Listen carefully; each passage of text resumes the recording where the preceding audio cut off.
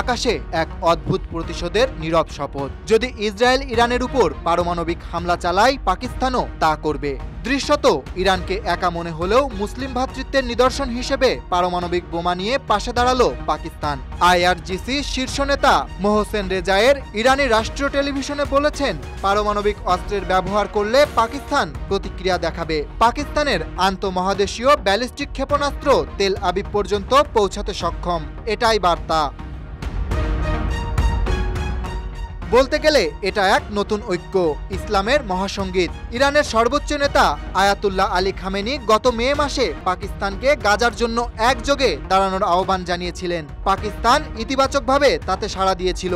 এবার ইরানের উপর ইসরায়েলের অন্যায় হামলায় সবার আগে প্রতিক্রিয়া দেখিয়েছে পাকিস্তান। সামরিক শক্তিতে বিশ্বের 12তম অবস্থানে রয়েছে পাকিস্তান। পারমাণবিক অস্ত্রের মালিক এই মুসলিম দেশটিকে সমঝে চলে ভারতও। তারা যদি তাদের সামরিক সরঞ্জাম নিয়ে ইরানের পাশে দাঁড়ায়, তাহলে তা ইসরায়েলের জন্য এক ভয়ঙ্কর বার্তা।